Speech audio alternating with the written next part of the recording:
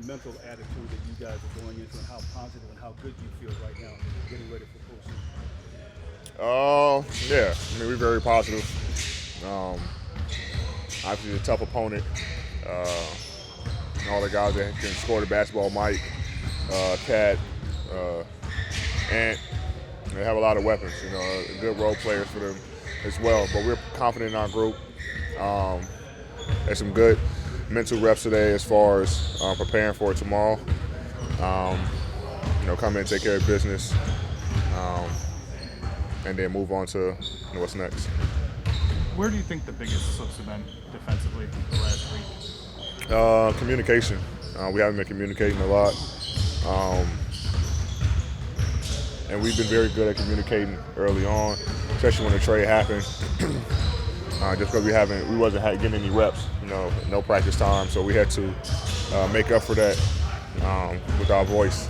And I think obviously some guys in and out of the lineup. D'Lo's been in and out of the lineup, Dennis. And so when you kind of get into a rhythm, and then guys go out of the lineup, for injuries or whatever, new guys come in, but it doesn't mean that we slip in our communication on the defensive end. And we had a conversation about that, just getting back to who we are defensively. Being that top team defensively that we want to be, which has helped us win a lot of basketball games since the trade. So getting back to that, putting a little bit more effort, a little energy, one shot, defensive rebounding. We've been giving up a lot of offensive rebounds of late. And then just getting back to the scrappiness that we've been used to playing with to help us get out and transition, when we're at our best. In what ways do you think you personally grown this season through the ups and downs with not just the injuries, but the results with the season? Just mentally. I mean, just staying positive. I usually something goes wrong. Hard on myself. Want to win, but then some of the guys just been around. Some new guys. Coaching staff obviously is new, and just reminded me to stay positive. Obviously it was tough early on. Coming off the season, not just myself, but the team has had. Not making the playoffs. Me playing 30 games, 40, whatever it was. Staying positive that things will change around, and that's what Ham is all about: positive energy and just keep moving forward. And I think I kind of picked some of that up this year. Even though you won a championship here a few years ago, there haven't been a lot of postseason home games. You kind of excited for that aura, that atmosphere tomorrow? Yeah, for sure. I think they said since we didn't have it obviously when we won, and the other time was like COVID year, so I think it was limited, like 8,000 fans or something like that. So I'm good. I'm very excited to see Crypto get packed tomorrow and come out and support us like they always have been. What's your thought on facing the Wolves without Gobert and probably without McDaniels versus if they were their full group? Yeah, those are the top two defensive guys. Obviously it takes a hit, from them defensively. But I think I'm assuming Cat will start at the 5. They're probably a little bit better offensively, just as far as spacing. So it's a different, challenge for us. We haven't seen that this year, but we're preparing for it. Unfortunate situation for them, obviously, but it's our job to go out there and no matter who's on the floor, go out there and get a victory. You guys have the best record in the West since the trade deadline, and obviously you and LeBron have championship experience. Do you feel like you guys are entering the postseason with maybe more confidence and momentum than the typical 7 seed? Yeah. I mean, we're always confident in our group, in our coaching staff.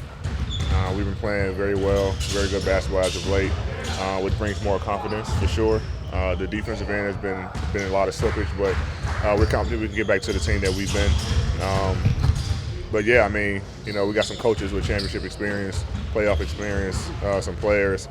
Obviously adding Tristan DNA, championship DNA to help with the guys. I mean, we're very confident going in. into any matchup. What have you guys missed with Dennis out the last 2 games? What does he provide for you guys? His defensive intensity, picking up the ball 94 feet, playmaking, his pace. He gets the ball and he's flying, which forces other guys to run, forces us to run. Man, he was definitely missed for sure, but hopefully he's back ready, back healthy to get going tomorrow, and then we can pick up where we left off at. Darwin was observing that it feels like this season LeBron's had a pretty big impact on you, specifically with just your day-to-day routine. How do you see that? What ways has it influenced you? My day-to-day? Yeah, just as far as your preparation routine. I've always been a guy that preps. Obviously, I think not just only this year, but just since I got here, his ability to lead, his cerebralness. I don't know if that's a word, but he's very he's very cerebral. With his work, with his prep, and just being around that has kind of taken mine to another level as well. Especially when it comes to playoff prep. He's very locked in, and we actually had a conversation. We both got here. I think practice at 1, we both got here. Well, he got here a little bit before me, but we both were here around like 10:45. Writing on the mirrors in the weight room about matchups and schemes and all this stuff. So we're both really dialed in and locked in. We know we have a special group. Obviously, when you have a guy like him and myself, and then the guys that we have around us, it doesn't come around often, and you definitely don't want to take advantage, take it for granted. And so we coming in and we're locked in. We're trying to get our other guys on the same page to try to make this run. Did you have a moment here in the last maybe 48 hours where, given the adversity for yourself off the court, you're back on, you're healthy, trades and everything, you guys changes in the lineup? Did you have a moment maybe to kind of exhale for a moment and say, all right, now we're locked in with the 7, we got our opportunity to play ourselves right into that 7-game series? No. The only moment that I really had was,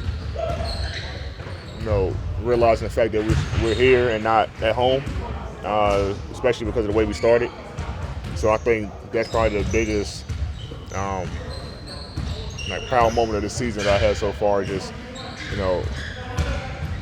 looked like we were gonna. I think they said we had a 0.02% chance of making the playoffs or something like that. So the fact that we're here, we're controlling our own destiny now. Win tomorrow, and we can, have a couple of days off. Being a 7th seed and play Memphis. But we got to take care of business first tomorrow. So I think just after 82-game season, Sunday, seeing where we started and then realizing that we're here. That's probably a proud moment for not just me, but our whole group. Obviously, you guys are playing the Timberwolves tomorrow. You guys picked up a bunch of former Timberwolves in the trade deadline. How much do you guys really help to turn things around for you? Oh, tremendously. D'Lo, Bees, Vando.